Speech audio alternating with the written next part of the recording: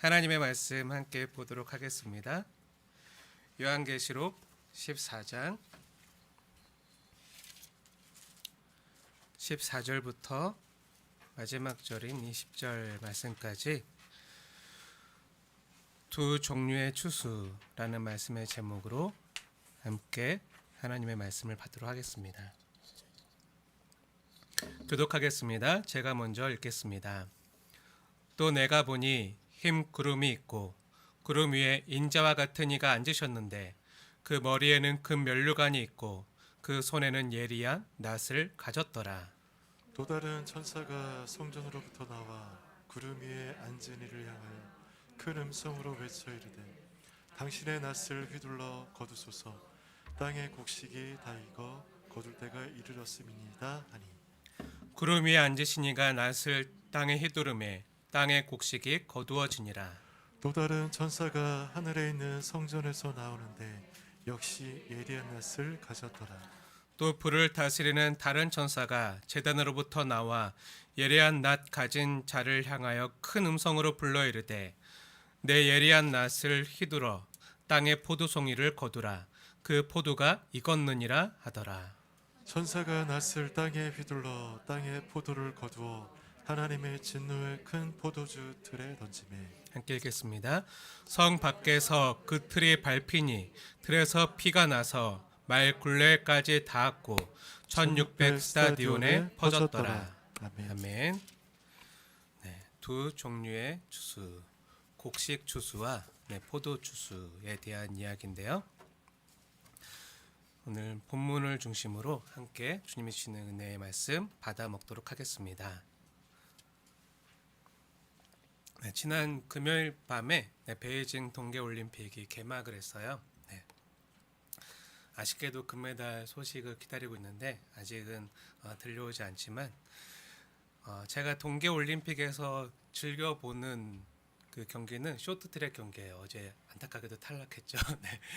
그런데 쇼트트랙 경기를 보면 선두로 잘 나가다가도 트랙을 돌다가 넘어지면서 역전되는 장면을 보거나 아니면 그 전에 우리나라 선수들이 금메달 딴 걸 보면 마지막 결승전 앞까지 뒤처지다가 마지막 결승전에 다다랐을 때 발을 빼꼼 이렇게 내밀어서 한 발 이렇게 발 먼저 내밀어서 금메달을 거머쥐던 그런 장면을 보기도 했습니다.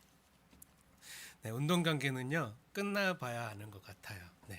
끝날 때까지 끝난 게 아니라는 사실을 스포츠 경기를 보면 우리가 종종 이렇게 배우게 됩니다. 지난 설 명절에 윷놀이 했어요. 설에 뭐 하면서 지내셨나요? 저는 이제 주희랑 주영이랑 이렇게 같이 해수랑 윷놀이 했는데 그냥 하면 재미없을 것 같아서 미션 윷놀이를 했어요. 갖고 주영이가 가장 많이 하는 말이 아니래요. 아니. 그래갖고 아니라는 말을 하면 안 되고 윷놀이 때 가장 또 많이 하는 단어가 잡어잖아요. 저거 잡어. 어버 잡어. 막 그래갖고 잡어라는 단어를 사용하면 기회가 박탈돼요. 그 기회가 상대 팀에게 넘어가는, 그리고 그거는 무효가 되는 그런 미션 윷놀이를 했는데 주영이랑 저랑 한 팀이었고요. 주희랑 해수랑 한 팀이었는데 저희 팀이 먼저 꼬린 지점에 도착했어요. 말을 다 업어가지고 한 번에 꼬린 지점에 딱 도착을 했어요. 윷놀이는 한 바퀴 다 돌아서 꼬린 지점에 들어와도 그 꼬린 지점에서 완전히 밖으로 나가야지 이기잖아요. 꼬린 지점에 왔다가도 백도로 잡힐 수도 있는 거고.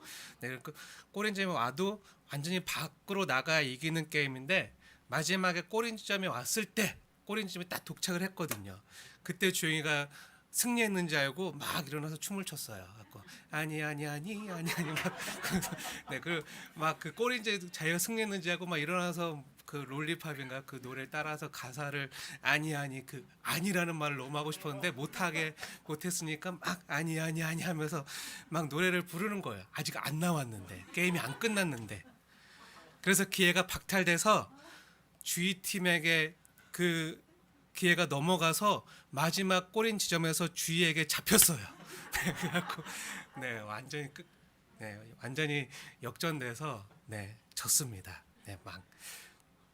네, 스포츠나 게임의 묘미가 무엇일까요? 네, 이러한 역전이 가능하다는 거예요.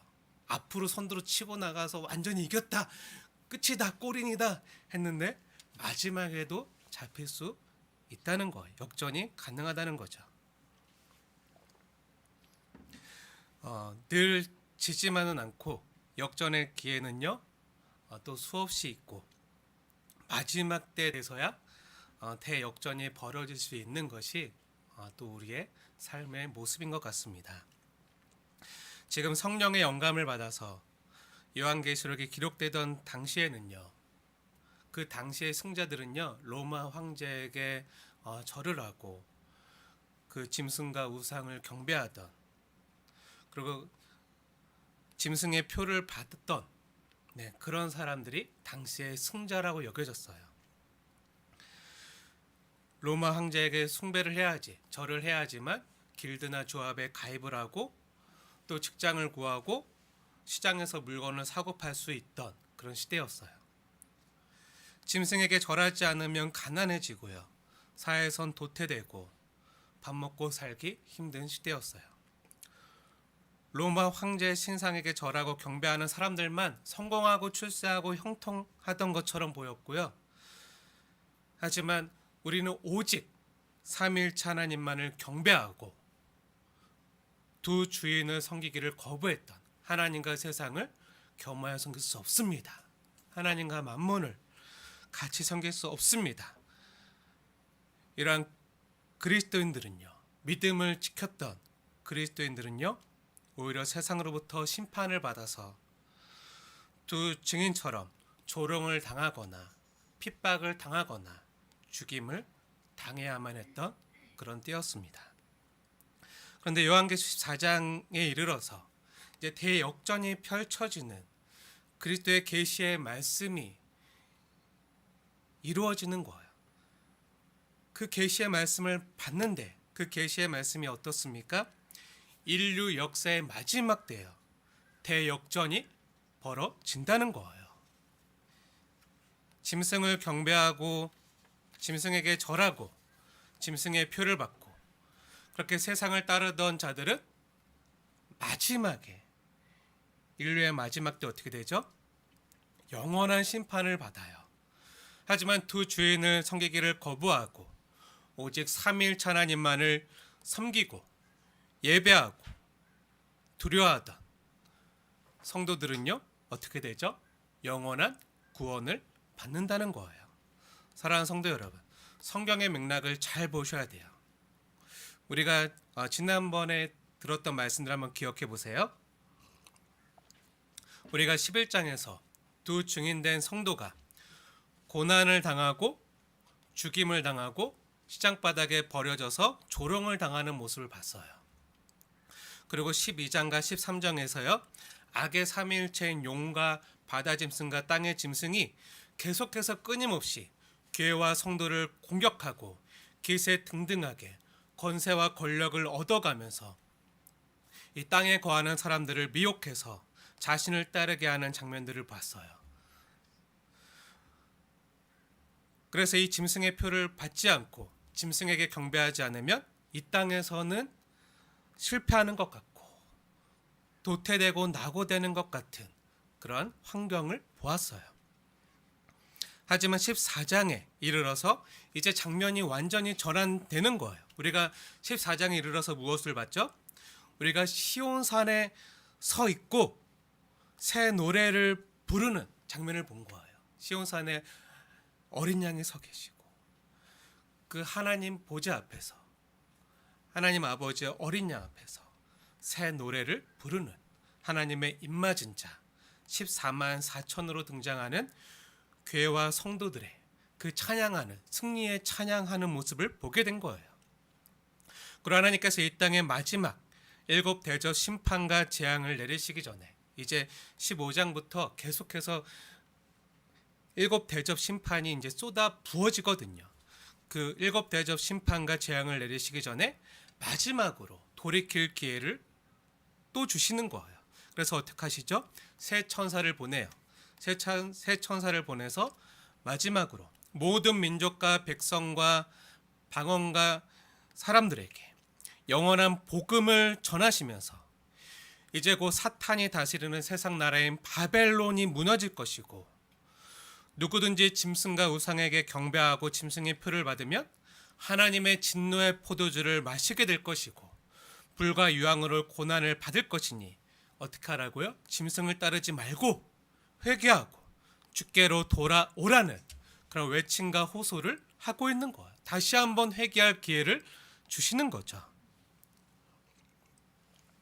그래서 우리가 지난주에 천사가 전한 그 영원한 복음에 대한 내용을 들었어요. 이 영원한 복음의 메시지를 듣고 돌이켜서 하나님을 섬긴다면요, 둘째 천사가 또 메시지를 전할 필요가 없었을 거예요. 하지만 그럼에도 사람들이 돌이키지 않자 어떻게 하시죠? 8절에 보니까 하나님께서 또 두 번째 천사를 보내서요, 이 세상 나라인 큰 성 바벨론은 무너질 것이다 하고 선포하세요. 그래도 돌이키지 않자 끝내 세상을 따르던 우상과 짐승에게 경배하는 사람들의 마지막이 어떻게 될 것인지를 알려주세요. 어떻게 되죠? 10절 보세요. 그들이여 진노의 포도주를 마시게 돼요. 그 진노의 포도주는요, 그 진노의 잔에는 섞인 것이 없이 부은 포도주라고 말씀하세요. 이게 무슨 말이죠? 아주 독한 포도주라는 거예요. 아주 독한 진노의 잔이라는 거예요. 당시 사람들은요, 포도주의 원액이 너무 독해서 그대로 먹으면 너무 독하고 바로 취하니까 물과 포도주를요 3대 1 비율로 섞어서 마셨어요. 물 3, 포도주 원액 1, 이렇게 해야 포도주로 이렇게 마시던 그런 시대였거든요. 그런데 짐승과 우상을 경배한 자들이 마시게 될 포도주는요, 그 진노의 잔에 섞인 것이 없이 진하게 부은 원액 그대로 포도주라는 거예요. 아주 진하고 독한 진노와 심판과 재앙이라는 거죠. 그리고 불과 유황으로 고난을 받을 텐데 그 연기가 어떻게 되죠? 세세토록 올라가요. 세세토록 올라간다는 것은요, 그 불과 유황으로부터 세세토록, 영원토록 고통을 받는다는 거예요. 잠시도 멈추거나 벗어날 수 없는 영원한 고통이 세세토록이라는 말로 표현되는 거죠. 성도들은요, 어린 양을 따르기에 잠시 세상에서 고난을 당하지만 짐승과 세상을 따르던 자들은요, 잠깐 당하는 고난이 아니라, 고통이 아니라 세세토록 영원한 고통을 당한다는 거예요. 그러니 돌이키라는 거죠. 사랑하는 여러분, 계시록 14장을 보면요, 두 종류의 사람들이 대비되어서 계속 나타나고 있어요. 어떤 대비가 나타나죠? 1절에는요, 하나님의 입맞은 자들이 나와요. 그리고 11절에는 짐승의 표를 받은 사람들이 나와요.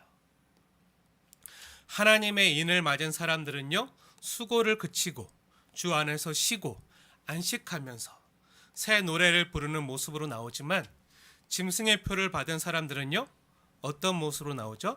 밤낮 쉬지 못하고 불과 유황으로 고통받는 모습으로 나와요. 그리고 오늘 우리가 함께 봉독했던 본문인 14절 이하를 보시면 이제 알곡의 추수와 포도 추수가 대비되어서 또 등장하고 있어요. 이러한 추수를 직접 행하시는 분은요, 우리 예수님이심을 알 수가 있습니다. 어떻게 알죠? 네, 말씀을 보면 알아요. 14절 말씀 함께 읽겠습니다. 시작. 또 내가 보니 흰 구름이 있고 구름 위에 인자와 같은 이가 앉으셨는데 그 머리에는 금 면류관이 있고 그 손에는 예리한 낫을 가졌더라. 아멘.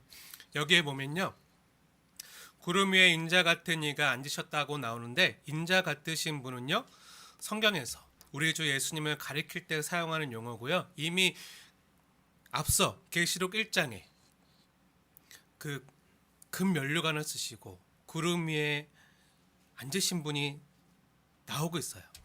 정말 그런가 우리 한번 찾아보겠습니다. 계시록 1장 7절 보세요.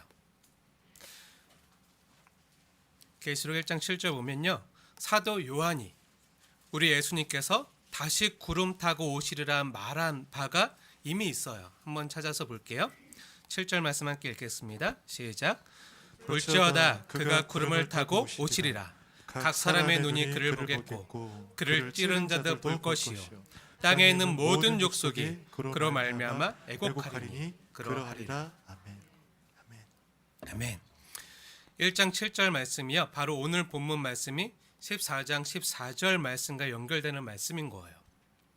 근데 14절 말씀 자세히 보시면 우리가 익숙하게 보던 예수님의 머리에 금 면류관을 쓰신 모습과 다른 생소한 모습을 보게 돼요. 네, 그게 뭐죠? 네, 그 손에 예리한 날카롭게 벼른 그 예리한 낫을 가지신 그 인자 같으신 분, 예수님의 모습이 나오는 거예요. 그 낫을 가지신 분에게 15절에 보니까 또 다른 천사가 성전으로부터 나와서 말하고 있어요. 뭐라고 말하죠? 당신의 낫을 휘둘러 거두소서.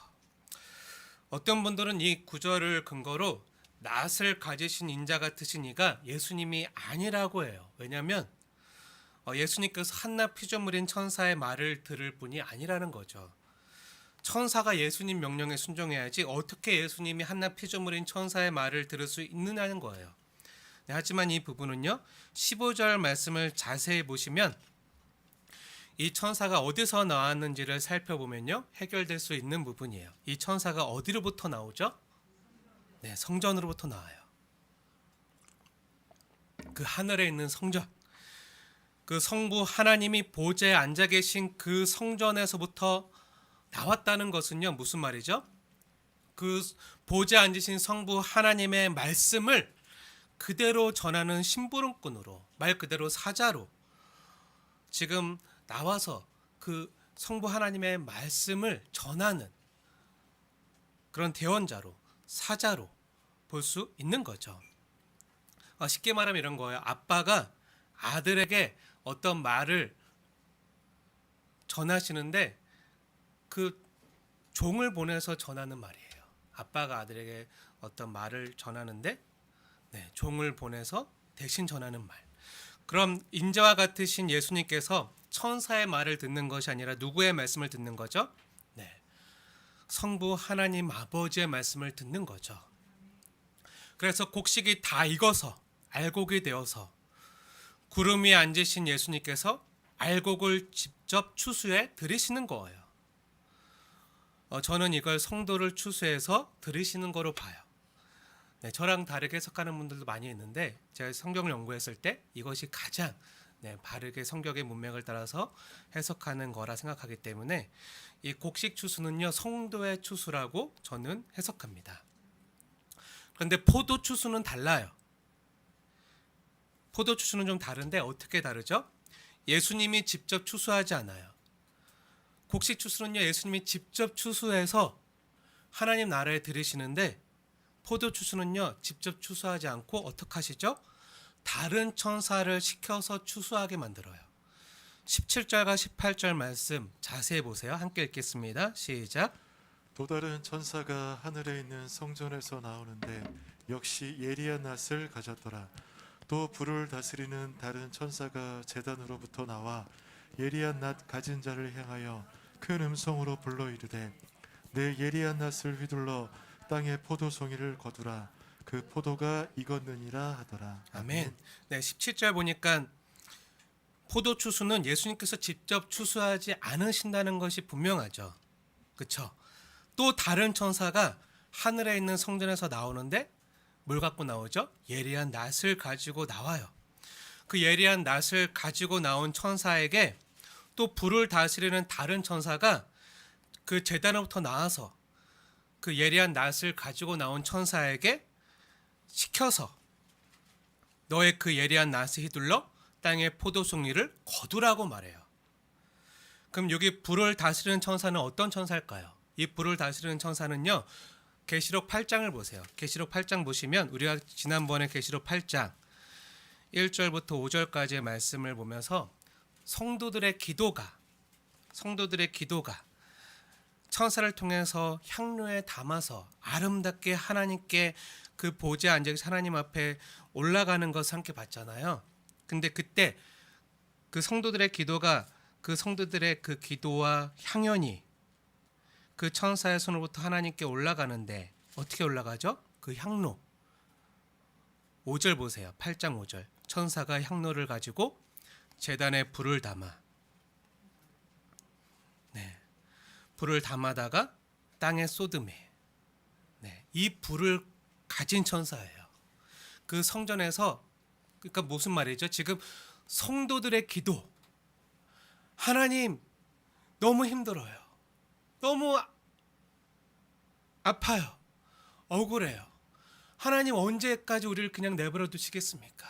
저 악의 세력에 의해서 우리가 날마다 이렇게 상하고 다치고 피 흘리고 죽어가는데 언제까지 그냥 내버려 두시겠습니까? 하나님의 공의와 정의가 언제쯤 나타나시겠습니까? 하나님이 언제 우리를 신원해 주십니까? 하는 그러한 기도, 그러한 간구, 정말 진실된 간구를 성도들이 하나님께 기도하죠.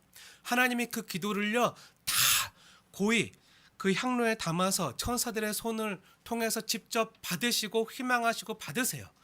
그리고 그 성도들의 기도가 어떻게 되죠? 그 향로를 가지고 그 제단에 불을 담아서 그 성도들의 기도가 들으시고 그 기도의 향로가 쏟아지는 게 이제 14장부터 나타나는, 그리고 앞으로 이제 7 대접 심판 15장부터 나타나는 기도의 응답으로 나타나는 것이 이 땅의 죄와 사망을 심판하시고 온전한 구원, 하나님 나라를 가지고 오는 그러한 결과로 나타나게 됨을 보여주시는 거예요. 다시 말해서 뭐죠?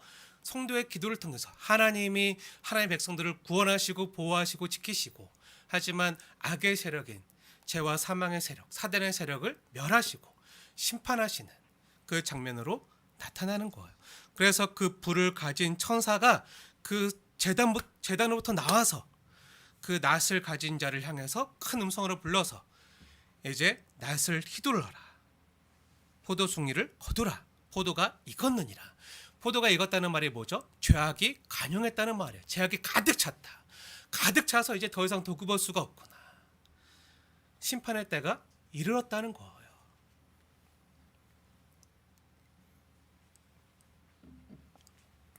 그래서 그 포도송이를 낫으로 휘둘러 걷어가지고 어떻게 하죠? 19절 말씀 함께 읽겠습니다. 시작. 천사가 낫을 땅에 휘둘러 땅에 포도를 거두어 하나님의 진노의 큰 포도주 틀에 던지매. 아멘. 포도를 거두어서 진노의 큰 포도주 틀에 던져서 어떻게 하죠? 밟는 거예요.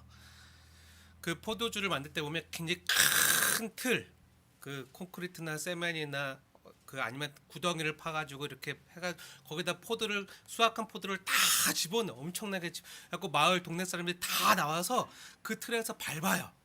밟으면 그 즙이 나오겠죠. 포도주가 나오면 그것을 발효시켜서 이제 포도주를 만드는 건데, 큰 포도주 틀에 던져서 사정없이 짓밟는 거예요.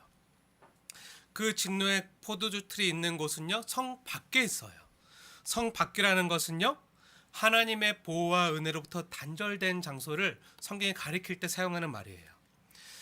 그리고 그 성 밖에 진노의 포도주 틀이 밟히면 그 틀에서 이제 포도주가 흘러나올 거잖아요. 근데 성경은요 포도주라고 기록하지 않고 뭐가 나온다 그러죠? 피가 나서 어디까지 닿죠? 말 굴레까지 닿고 1600 스타디온에 퍼졌더라 라고 기록하고 있어요. 무슨 말이죠? 용과 짐승을 따르던 사단을 따르고 짐승의 표를 받았던 그 사람들은요, 그 용과 사단과 그 악의 삼일체와 함께 그 짐승을 따르던 사람들이 다 진노의 포도주 틀에 던져져서 이제 심판을 당하는데, 그때 나온 피가 말 굴레까지 닿았다는 거예요. 말 굴레가 뭐죠? 말 굴레는요 말의 기수가 그 말의 진행 방향을 조정할 수 있도록 이렇게 어라 으라 막 하잖아요. 그때 그 말 곱비라고 생각하시면 돼요. 말 곱비가 말 굴레예요. 그 말의 입에 재갈을 묶고 그 말 곱비를 그 말 굴레라고 하는데, 그 진노의 틀에서 나온 피가 어디까지 닿았다고요? 그 말 곱비에까지, 그 말 굴레까지 닿았다고요. 말이 서 있는 높이를 한번 생각해 보세요.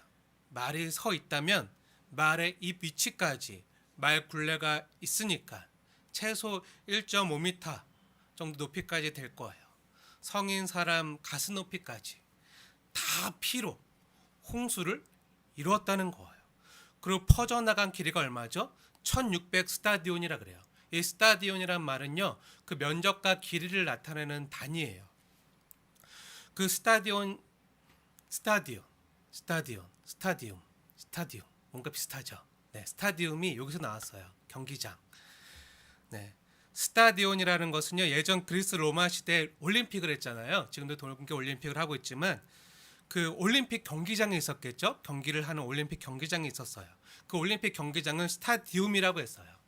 그 스타디움이 이 스타디온이에요. 네, 이 스타디온은요, 그 달리기 그 경기 구간으로 약 192m 정도 길이를 가리켜요. 약 200m 달리기 구간이죠. 이게 1스타디온이에요. 갖고 이 한 200m, 200평방미터 이렇게 딱 그 안에서 경기장이 있어서 그 경기장에서 한 종목씩 이제 경기를 하던 그런 경기장을 가리키던 면적과 길이를 나타내던 그런 단위예요. 그러면 1600 스타디온이 어떻게 되죠? 1600 스타디온이라는 것은요, 약 300km가 넘어요. 길이와 면적을 측정하던 단위가 스타디온이기 때문에 길이로 따지면요, 서울에서부터 대구까지 길이가 그 4평방미터로, 그러니까 서울에서 대구까지 서울부터 그 부산 제하고 부산, 포항, 경남, 그 목포 이렇게 밑에 부분 빼놓고 전부 그 한반도 그 남한의 한 3분의 2 이상이 300km 평방미터 그 사각형으로 꽉 차는 그 길이와 넓이가 피로 가득 찼다는 거예요. 높이는 말굴레 1.5m 높이에 그 300km 평방미터까지 피가 퍼져 나갔다는 거예요. 그만큼 피가 흐른다는 거예요. 그러니까 1.5m 높이 되는 피의 강이요, 서울에서부터 대구까지 피의 홍수로 차올랐다는 거예요. 그만큼 철저한 심판을 뜻하는 말이에요. 사실 1600 스타디온은요, 어떻게 되냐면 4 곱하기 4 곱하기 10 곱하기 10이거든요. 4 곱하기 4 곱하기 10 곱하기 10이 1600 스타디온이에요. 당시 유대인들에게 4라는 숫자는요, 4 하면 우리도 동서남북 네 방향, 그 사면이라고 하잖아요. 동서남북. 그러니까 온 피조 세계를 뜻할 때 사용하는 숫자의 단위가 4예요. 그러니까 그리고 10은 지난번에도 우리 14만 4천 할 때 얘기했지만 10은요, 많다, 완전하다. 이게 10이라고 그랬잖아요. 그럼 뭐죠?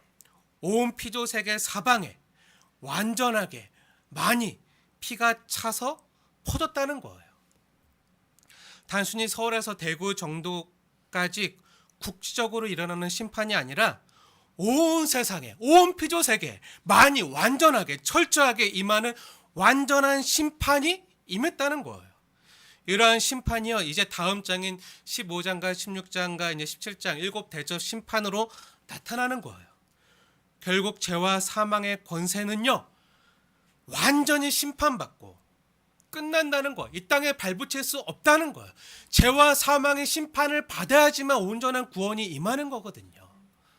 우리가 고통당하고 아파하고 이렇게 힘들어하는 이유가 사망의 증상으로부터 시작됐는데, 이 사망이 해결돼야지, 죄의 문제가 해결돼야지만 온전한 하나님 나라가 임하는 거예요.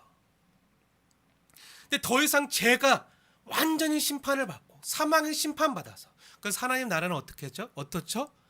죄가 없는 거, 사망이 없는 거, 완전 하나님 나라, 눈물이 없고 곡하는 것이 없는 그 하나님 나라가 이루어지려면 이 땅의 죄와 사망이 심판을 받아야 돼요. 완전하게.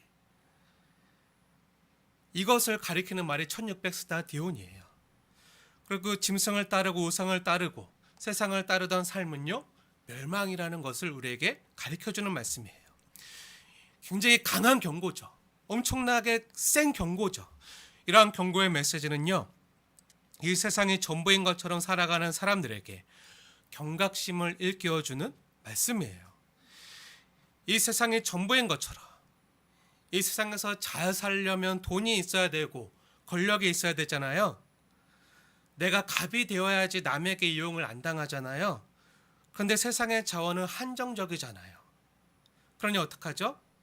어떻게 해서든 나의 안전과 지혜를 확보하기 위해서 어떻게 해서든 남보다 더 많은 자원을 가져야지, 더 많은 소유를 가져야지, 더 많은 힘과 권력을 가져야지 안 뺏기잖아요. 그러니까 어떻게 해서라도 더 많은 것을 확보하기 위해서, 그리고 가지고 있다가도 불안하자, 누가 나보다 더 힘센 사람이 나타나서 뺏어가면 안 되잖아요. 그러니까 어떻게 되죠?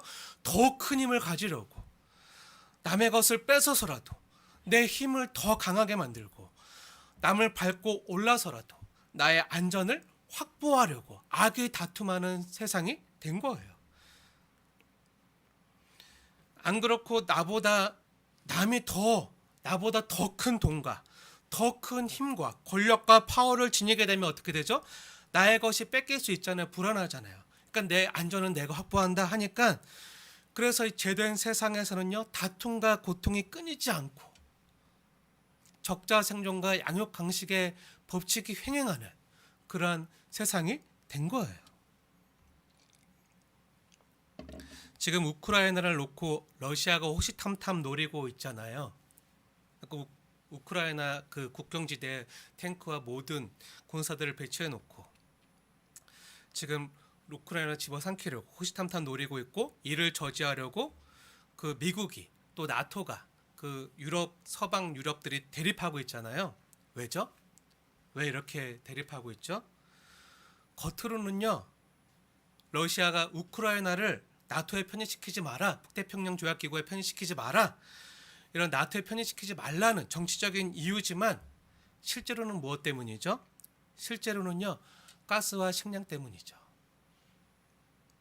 식량과 에너지 패권을 누가 차지할 것인가, 이것 때문에 싸우고 있는 거예요. 대립하고 있는 거예요.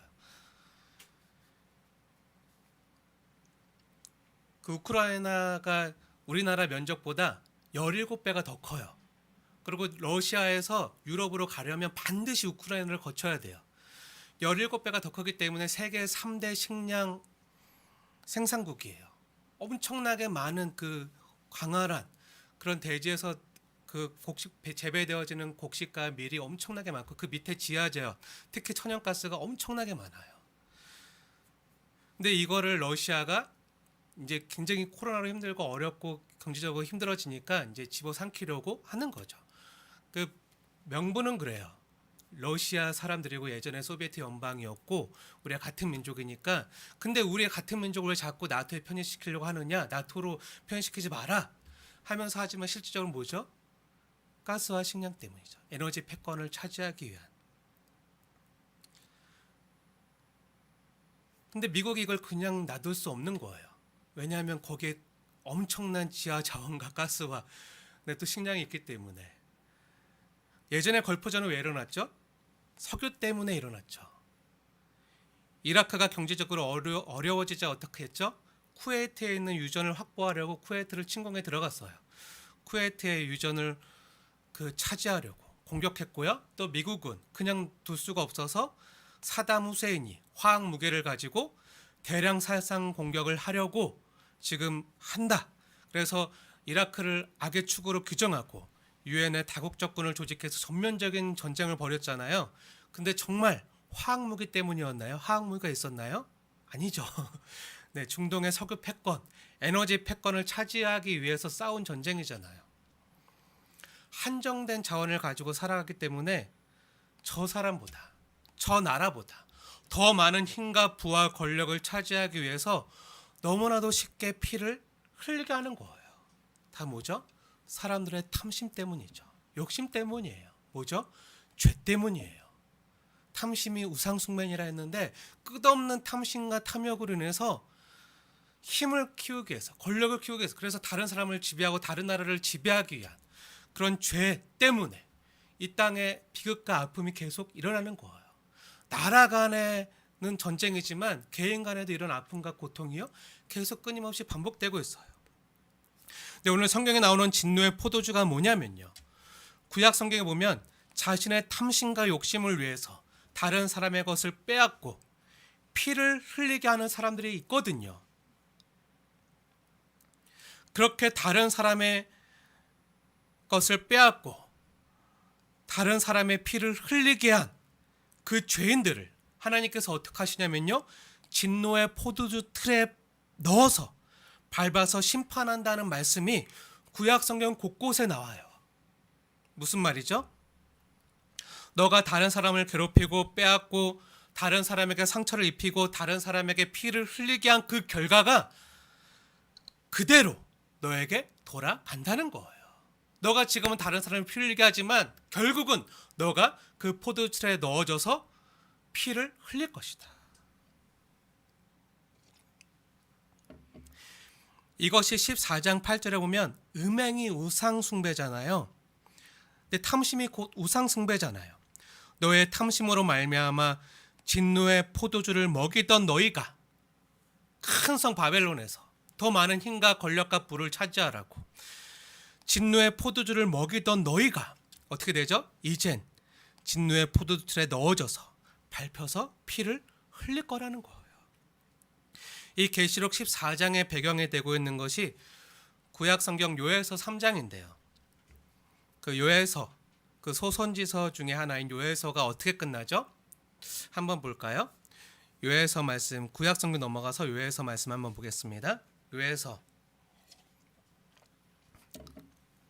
3장 마지막 절. 요엘서가 어떻게 끝나죠? 요엘서 3장 마지막 절인 21절 말씀 함께 읽겠습니다. 다 같이 찾아서 볼게요. 중요하기 때문에 보겠습니다. 21절 말씀 함께 읽겠습니다. 시작. 내가 전에는 그들의 피 흘림 당한 것을 갚아주지 아니하거니와 이제는 갚아주리니 이는 여호와께서 시온에 거하심이니라. 아멘. 이제 하나님께서 너희들이 피 흘린 것을 갚아주시겠다는 거예요. 그 여호와께서 시온에 거하신다는 거예요. 계시록 14장이 시온으로부터 시작하잖아요. 그 여호와께서 어린 양의 시온에 계시다. 근데 그 여호와께서 시온에 거하시면서 이제 하나님의 백성들의 흘린 피를 갚아주신다는 거예요. 어떻게 갚아주시죠? 그 위에 요엘서 3장 13절 보세요. 제가 읽겠습니다. 말씀을 자세히 보세요. 13절. 너희는 낫을 쓰라. 곡식이 이것도다. 와서 밟을지어다. 포도주 틀이 가득히 차고 포도주 독이 넘치니 그들의 악이 크민이라.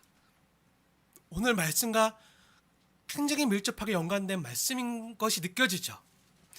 그들을 낫으로 베어서 너희를 그동안 피 흘리게 하고 아프게 하고 억울하게 하고 상처 입힌 그 악한 사람들, 그 짐승을 따르던 사람들, 그 사단을 따르던 사람들, 그 악의 무리를 이제 때가 되어 그들의 죄악이 가득 차서 시온에 거하시는 여호와께서 그들을 낫으로 베어 포도주에 넣어서 그들의 악을 심판하시겠다. 너희들의 피 흘린 것을 내가 갚아주겠다는, 신원해 주시겠다는 거예요. 이어지는 14절은요.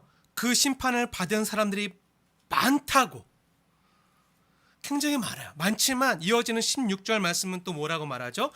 이 심판을 받는 사람들이 굉장히 많아요. 진노의 포도주에 넣어져서 밟히는 사람들이 굉장히 많은데 16절은 뭐라고 하죠? 16절도 자세히 보세요. 본문을 보세요. 뭐라고 하나님 말씀하시죠? 여호와께서 시온에서 부르짖고 여호와께서 그의 백성들의 피난처와 산성이 되신다.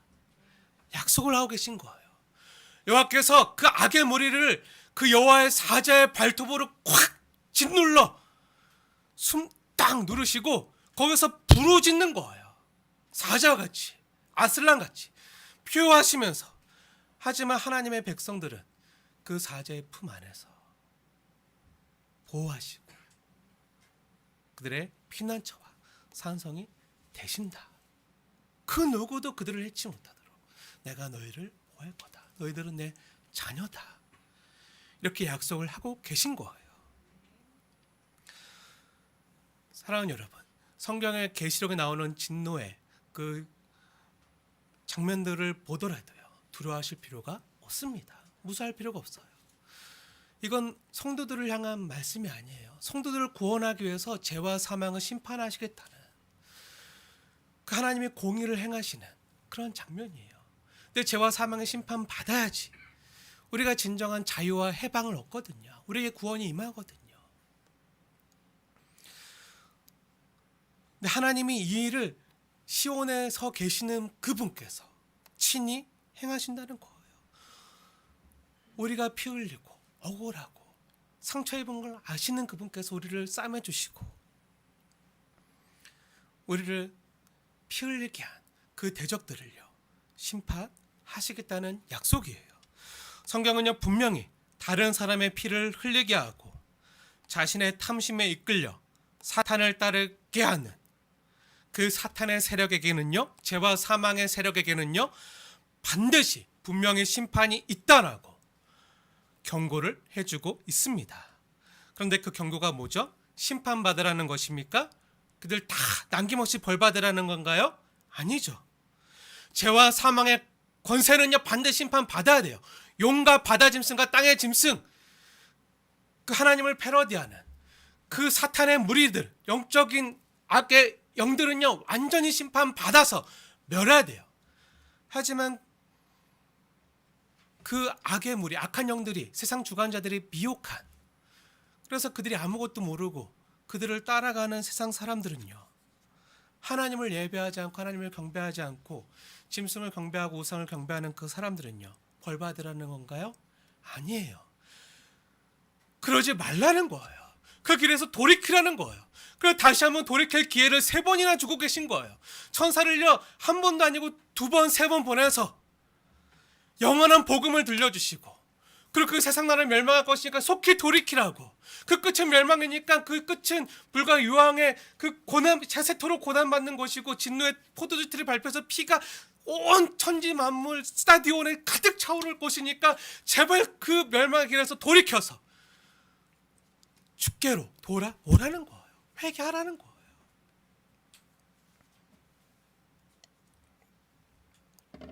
벌받으라는 것이 아니라 심판받기 전에 죄악의 길을 버리고 돌아오라는 거예요. 하나님의 사랑의 품으로 돌아오라는 거예요.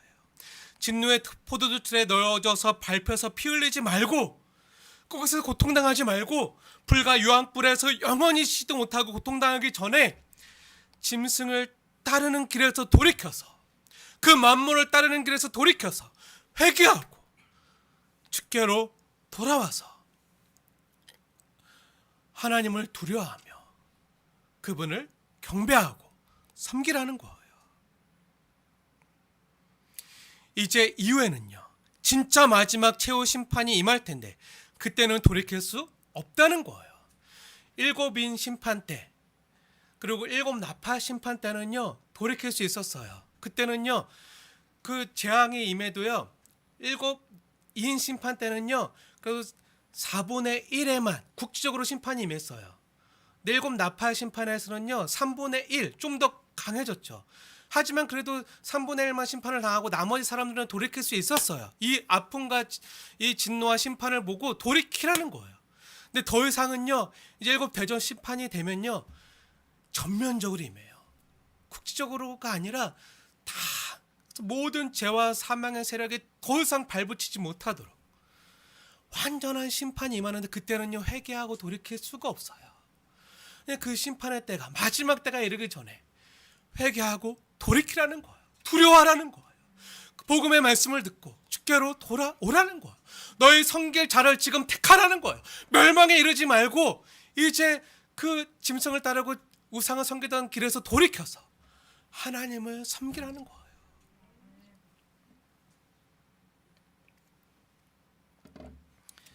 지금 영원한 복음이 들려질 때, 지금 하나님을 두려워하고 진정으로 회개하고 돌이키는 사람이 되라는 거죠. 그러면 하나님은요 그러한 사람들의 죄를 묻지 않으시고요 용서하시는 하나님 아버지의 품으로 돌아오는 사람들을요 깨끗이 주님의 보혈로 정결케 씻겨주시고 말갛게 해주시고 또 예수 그리스도의 새 옷을, 예수님의 옷을 입혀주시고 자녀로 삼아주시는 거죠. 그 아버지의 그 간절한 간곡한 호소를 들으라는 거예요. 강력한 아빠의 외침이죠. 이것은 하나님을 믿지 않는 세상 사람들에게 주는, 잃어버린 아들을 찾고자 지금도 외치시는 그 아버지의 가장 강력한 일깨움이자 외침이자 호소인 거예요. 빨리 가짜 아빠를 따라가지 말고, 짐승을 따르지 말고, 진노의 아비를 따르지 말고, 거짓의 아비를 따르지 말고 사랑의 아비, 정말 천부에 계신 아비, 아들이 먹을 것을 달라고 하면, 떡을 달라고 하면 돌을 줄 자가 누가 있겠느냐. 하물며 하늘에 계신 천부 아버지께서 가장 좋은 것을 너에게 선물로 주시지 않겠느냐. 성령을, 영생을 선물로 주시지 않겠느냐. 그 사랑의 아버지 품으로 돌아오라는 거예요.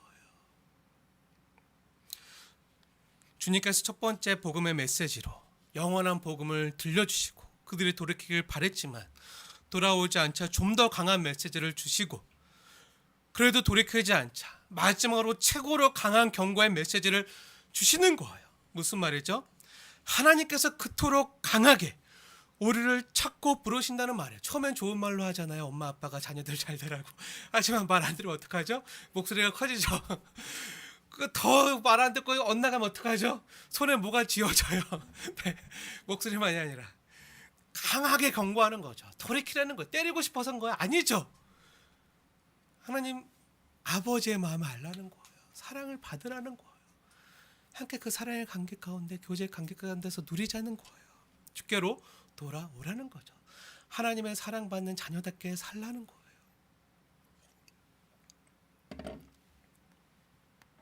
이 두 가지 종류의 추수의 말씀을 통해서요, 성도들에게 주시는 오늘 말씀의 가르침이 무엇입니까? 한 가지는요, 어린 양 대신 예수님을 따르는 성도들은요 안전하다는 거예요. 두려워할 필요가 없다는 거예요. 주님이 친히 우리를 알곡으로 자라게 하시고 알곡된 우리를 추수하여 하나님 나라에 들어가게 하신다는 거예요. 일곱 대저 심판은요 성도들이 당하는 심판이 아니에요. 사탄과 그를 따르는 세력에게만 이러한 진노의 심판을 하신다는 거죠. 세상을 살아가면서 성도가 고난을 받고 억울한 일을 당하고 원통한 일을 만나지만 때가 되면요 하나님께서 신원해 주신다는 거예요. 우리의 억울함을 갚아주신다는 거예요. 우리를 피눈물 나게 한 사람들을요 하나님께서 공의롭게 그들에게 하나님께서 친히 우리 대신 원수를 갚아주신다는 거예요. 그래서 원수 갚는 것이 우리에게 있지 않아요. 하나님께 있어요. 그리고 이 땅에서 당하는 고난은요 영원한 심판에 비하면요 잠시 잠깐이라는 거예요. 그러니 주 안에서 인내하라는 거예요. 이 땅에서 인생들이 경험하는 시간은요 100년 아니면 조금 넘는 그 100년 조금 넘는 시간, 아무리 오래 살아도 150년 이상을 못 살잖아요. 영원한 시간에 비하면요 아침 안개와 같은 거예요. 영원한 영생이라는 시간에 비하면 이 땅에서 100년 200년은요 찰나와 같은 거예요. 순식간이, 잠시 잠깐이에요. 이건요 하나님 나라가 들어와야, 그 영생이 들어와야 하나님 나라에 대한 인식이 있어야지 그 영생을 살아가야지. 영생은 유일하신 참 하나님과 그의 보내신 자 아들을 예수 그리스도를 믿는 것이 영생이니라 말씀하시잖아요. 그 예수님을 믿어야지만 들어올 수 있는 그런 개념인 거예요. 그런 인식인 거예요. 그것이 들어와야지 우리가 이 땅에서 당하는 것이 고난이고 힘들지만 잠시 잠깐이구나, 그 이후엔 안식이 있구나, 쉼이 있구나. 하지만 눈에 보이지 아니하는 하나님 나라보다요, 근데 하나님 나라는 안 보이잖아요. 눈에 안 보이잖아요. 근데 눈에 보이는 세상 나라는 눈에 보이잖아요. 안 보이는 하나님 나라보다 보이는 세상 나라가 더 가까우니까 우리는 자꾸 연약해서 잊고 살아요. 그래서 세상을 보면요 세상이 자꾸 우리를 속여요. 미혹해요. 야 바보야, 이래야 잘 살 수 있어. 너도 나처럼 해야 돼. 돈을 가져야 돼. 힘을 가져야 돼. 권력을 가져야 돼. 세상에서 잘 나가려면 짐승에게 경배해야 돼. 만물을 섬겨야 돼. 짐승이 만들어 놓은 세상 법칙을 따라서 출세 법칙을 따라야지만 너도 성공할 수 있어. 형통할 수 있어. 그러면 너도 우리처럼 이 화려한 호텔의 파티 장소에서 포도주 한 잔을 마실 수 있어. 근데 성경의 메시지가 뭐죠? 그곳이요, 바벨론 호텔이라는 거예요. 큰 성 바벨론 호텔.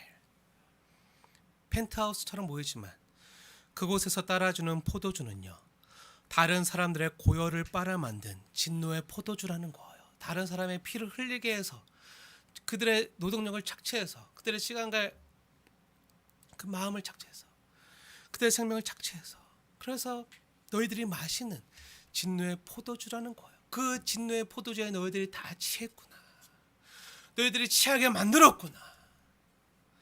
그리고 결국은 진노의 포도주를 먹이던 사단의 세력과 그를 따르던 자들은요, 모두 어떻게 된다고요? 마지막 때가 되면 진노의 포도주 틀에 던져져서 짓밟힌다는 거예요. 피 흘린다는 거예요. 그들이 큰 성 바벨론에서, 펜트하우스에서, 바벨론 호텔 그 파티 장소에서 포도주를 여유롭게 들이키면서 좋은 옷을 입고 즐기던 그 순간만 해도요, 그들은 세상의 승자 같았어요. 가장 좋은 최고급 호텔에서 포도주를 마시면서 파티를 즐기고 고급 수면차를 타고 와서 화려한 곳에서 화려한 조명을 받으면서 서 있는 그들, 가장 모든 걸 간직한 것처럼 보이는 그들이 우리가 보기에는 세상의 승자 같고, 우리가 보기에는 부러워하는 사람들의 어떤 부류 같지만, 그들의 결국이 어떻게 된다고요? 마지막에 어떻다고요? 다 베어져서 진노의 포도주 틀에 부어져서 밟히고 있다고요. 결국 사단의 세력은요, 패배한다는 거예요. 그 사단이 주는 그 진노의 포도주에 취하고 그 사단을 따르고 짐승과 우상을 경배한 그 세력은요, 패배한다는 거예요. 하지만 그 짐승과 우상을 섬기지 아니하고 땅에서 고난을 당하지만, 아프지만, 힘들지만, 때때로 상처도 있고 피도 흘리지만, 그러면도 분투하면서 두 주인을 섬기지 않고 오직 그리스도만 인내하며 믿음으로 섬기는 성도는요, 승리한다는 거예요. 마지막 심판 때 대역전이 일어난다는 거예요. 그러니 세상과 짐승을 섬기지 말고 돌이켜서 오직 하나님만 섬기라는 거예요. 제가 어제 이 말씀을 묵상하면서 하루 종일 듣던 찬양이 있어요. 이제 역전되리라 라는 찬양인데요, 가사가 이래요. 저 여러분의 고백이 되었으면 좋겠습니다. 오늘 말씀을 기억하시면서 사단이 우리를 공격하지만 이 고백, 우리의 고백이 되었으면 좋겠는데, 가사가 이래요. 한번 들어보세요. 기도를 멈추지 마라. 눈앞의 상황이 마음을 눌러도 원망치 마라. 너의 입을 지켜라. 저들은 너의 입을 보고 있다. 마음을 뺏기지 마라. 내가 널 돕지 않는다는 소리에 너의 모든 게 불리해 보여도 너는 기도를 계속해라. 기도를 멈추지 마라. 내가 너의 그 모든 상황을 바로 역전시키리니, 그 사단의 세력이, 저들의 힘이 너를 압도해도, 저들의 힘이 내 숨통을 조여도 너는 보리라. 기도의 능력을 내가 역전시키리라. 너 기도를 멈추지 마라. 내가 너의 그 모든 상황을 바로 역전시키리니 너 기도를 멈추지 마라. 내가 잠시도 쉬지 않고 모든 걸 지켜보고 있으니 바로 역전되리라. 이제 역전되리라. 세상을 살아가면서 신자가 느끼는 회의가 무엇입니까? 불의하다는 거예요. 억울하다는 거예요. 왜 나만 이렇게 힘들고 고통당하고 피 흘리냐는 거예요.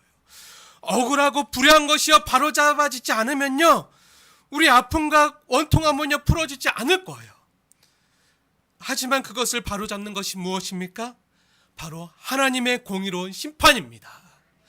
심판이 바로 잘못되고 그릇된 것을 바로잡는 하나님의 손길인 거예요. 지금은요, 우리 눈앞의 상황이 우리의 마음을 누르고 상황이 원망스럽고 모든 게 불의해 보이고 불리해 보이고 불합리해 보여도 인내로 주님의 도우심을 바라보셔야 됩니다. 때때로 눈에 보이지 않는 하나님보다 눈에 보이는 세상의 힘이 더 커 보이고 우리를 압도하고 우리의 숨통을 조여 와도요 몸은 죽여도 우리 영혼을 능히 죽이지 못하는 자들과 세상을 두려워하지 마시고요 오직 몸과 영혼을 능히 심판하실 수 있는 하나님을 두려워하시기 바랍니다. 또 그분을 경외하시고 예배하시길 바랍니다. 우리가 참고 인내하고 기도하면 잠시도 쉬지 않고 우리를 지켜보시는 하나님의 손에 의해서 이제 곧 역전될 것입니다. 마라나타 주 예수여 어서 오시옵소서. 그때 곧 역전될 것입니다. 우리 함께 봉헌 찬송 드리고